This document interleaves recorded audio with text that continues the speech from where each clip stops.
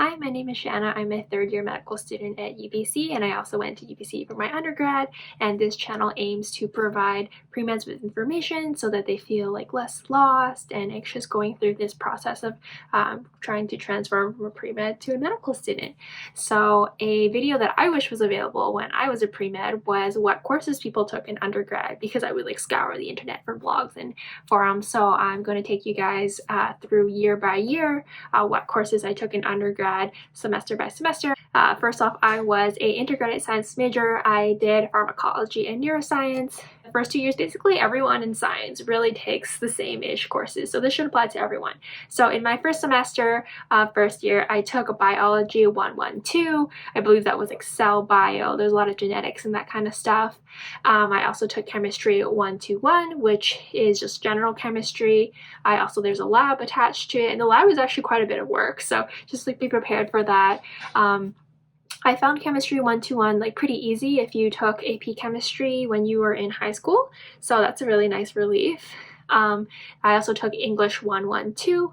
I took that with Dr. Lorcan Fox, I remember, so I highly recommend him if you are looking for a professor.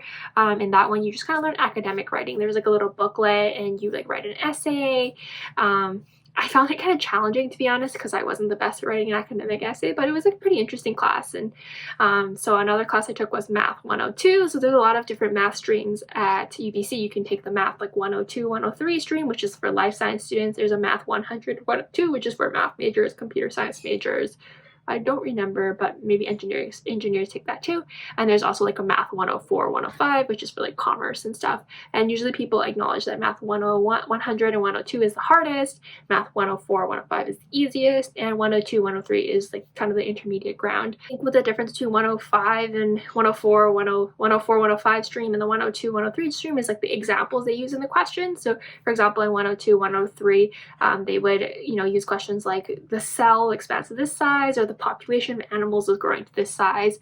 I didn't like Math 102. I found it super challenging, so if I had gone back in time, I would have taken my AP Calc credit and just skip that class. But so if you have that option, please do that, because you will save yourself a pain of a class. The next class I took was Physics 112. I believe that was kinematics.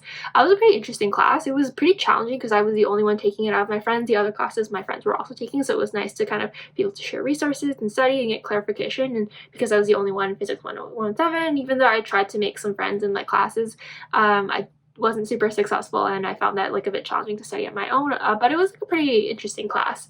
It made physics quite interesting. The teachers were very passionate about it, and you don't necessarily have to take physics 117. There's also 101. I didn't take that myself, but I like 117 because I think it was very applicable to the MCAT, and then it was also conducive to taking Physics 118. And I think if you were interested in majoring physics, you had to take this one better. And it also didn't have a lab, I believe, so that was kind of nice. So in the second semester of first year, I took Biology 260, and I believe that was animal and plant physiology. If I had gone back in time, probably instead of Biology 260, I would have taken Psych 101 or 102, just because I ended up needing more psych later. But it wasn't a bad class. It just didn't need it because I didn't end up majoring in biology.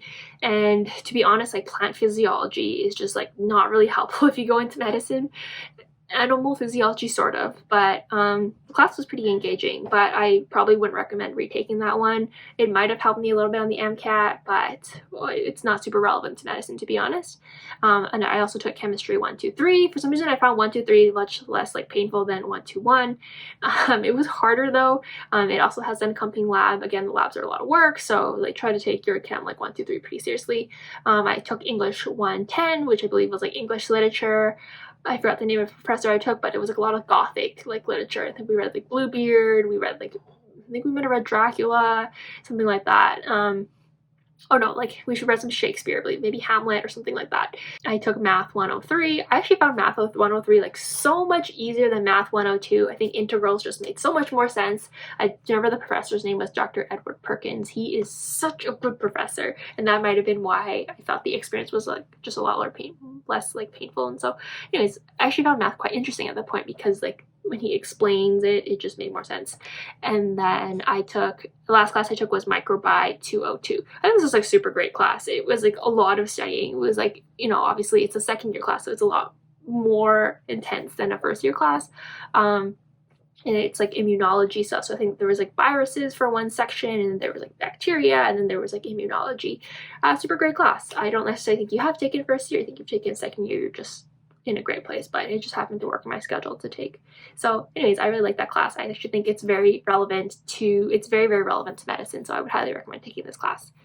So that was first year. So I took a class in the summer called SPPH 408. I believe they don't offer that anymore, but it's just a course in Indigenous health, which I was like pretty interested in. And yeah, I enjoyed that. I didn't take, so a lot of people will take organic chem or like statistics or English over the summer. I didn't do that. I'm not a fan of taking summer school, to be honest. I think I was working over the summer or something like that. But yeah, some people will do that. I didn't. And then in second year, in the first term, I took Biology 200. That's cell biology. Man, that was like that took so much studying. There was so much work involved in that class. And there was so much stuff to like memorize and stuff. And I also took Chemistry 233, which is organic chemistry. It is a hard class. Like when people tell you it's hard, it really is hard. I think when people tell me it's hard, I'm like, oh, I'll be fine. Like chemistry wasn't too bad in first year. I thought it was like very, very hard. They had like a quiz. I don't remember if it was a quiz every day of class or it was a quiz every week. So you always had quizzes. There was like assignments to hand in online. The exam was pretty hard. It wasn't the most intuitive thing to learn, to be honest. And then there was also Chem 235, which was like the chemistry lab. In fact, it had like nothing to do really with like Chem 233. It was just like its own lab, and it was so much work. It was 1 credit, but it was so much work, and the exam was actually pretty hard. So yeah, again, labs are actually really, they're actually very difficult, and you have to take them seriously. They're not just like, oh, a little addition that you just like go in and do. Like you gotta like prepare intensely for them. I also took PCTH 201, which was like a drugs and society class. I loved it. It was so interesting, super relevant to medicine. I would totally recommend taking it. I think for anyone, I think getting some basic knowledge of drugs is really good. But especially if you're going to medicine, I think it's a helpful class. And I actually found it pretty reasonable. Like if you study, you would get a better grade. Whereas like, with chemistry, like if you study, you might not necessarily get a better grade. I also took statistics 200. I thought it was quite interesting, but to be honest, like I think statistics is super important, and I wish I was able to grasp more of it. But I think it was like relatively easy to get a good grade. But unfortunately, I think if I really wanted to get a solid statistics knowledge, I would need to take more courses. So just kind of going in with that kind of open knowledge that you might actually not leave it with a really good grasp of statistics. Unfortunately, I think it's just like it's a very like basics of statistics class, and you will take it with the statistics majors and stuff like that. So you just gotta make sure you stay on top of it. They're not gonna like baby you through it. I think there's like a statistics like for biology majors that's a bit easier, and I like kind of wanted the more intensive statistics experience. So just kind of be aware of that when you're making your choice of your class. I think it's good. So then in second semester of second year, I took Biochem 202. There is Biochem 202, which is like medical biochemistry, and there's also like a Bio 201, and they're both like chemistry, and I think they're equivalent-ish. I enjoy Biochem 202 because the professor is really engaging, and it's like they try to link it back to medicine, and it's a pretty hard class, to be honest. Like I had to study a lot. Another class I took was Chem 205, which is physical chemistry. I actually really like this class. If you like kind of enjoy math, like it's a lot of equations, and like once you get a grasp on the equations, like the questions are easier to like answer. It's kind of more of like understand what the equations mean, and then you can plug it in. Whereas I think I found organic chemistry hard because it wasn't so much like understand the logic. It was just like memorize, which I am not a fan of. But anyways, I also took Physics 118, which is a continuation. As I said, I took Physics 117 when I was in first year, and that was like kinematics. So Physics 118, I think it was like dynamics, like sound waves, light waves, that kind of thing. So I think it was a harder class than Physics 117, but I think it was pretty useful for the MCAT. I also took Psych 101, which I found super interesting. I think there was a lot of like different like theories of like basic psychology, but psychology is like a really interesting class to take, to be honest. And then I also took Sociology 102. Super challenging class to get a high grade in, to be honest, because there's a lot of written assignments, but like very useful for your understanding of the world. I took it with my friend and we both like really loved, and I think actually like for going into medicine, I think like having a knowledge of sociology and how things like social class and how our how our society perceives certain things, like, and why we do things a certain way actually are very important to trying to become a better clinician. And also these classes that I took, like all of the classes I took in second year except for PCTH 201, I think are very useful classes for preparing you for the MCAT, preparing you, so I would recommend those. Some of these are really hard classes, but I would actually recommend taking all of those. Then in third year, I took CAPS 301. I think this is an excellent class if you're interested in medicine. In fact, like some of the lecturers that teach us CAPS 301 will actually also teach like almost an identical lecture when we're in first year of medical school. So Dr. Barry Mason, for example, he teaches in the Faculty of Medicine, and a lot of the stuff on like neurophysiology and like physiology of like other things. There's like a lot of like, you learn like renal physiology, you learn like lung physiology. It was actually like there's a lot of like volume of knowledge to learn in that class, but like very useful, very interesting class. And I think it's open to people that are not just physiology majors. Like anyone can take it, and I think I would recommend it. I think it's a great class. I took ISci 300, which was like a interdisciplinary seminar that was mandatory for my major. I didn't love the class, to be honest, but it was really interesting. It has a really interesting structure in that like you just have to like attend a minimum number of credits, and so like not every like lecture was like mandatory every week. So you could like get your credits for like the semester by attending every class, like being a participant, or you could get like a supercharged like amount of like credits if you decide to like help give a lecture. So like a group of like 5 students would band together, like research a topic and give it a lecture to the class, and then that would give you like 6 credits, so like equivalent to like going to like class for a month and a half. And I really value my time not being stuck in a lecture, so I think I volunteered to do like to help teach 2 of the lectures, and so I only had to like teach like 2 lectures and attend maybe like 4 classes or something like that, maybe even less, maybe like 3, and then I was done for the semester. I didn't have to attend any more class, and that was like really lovely.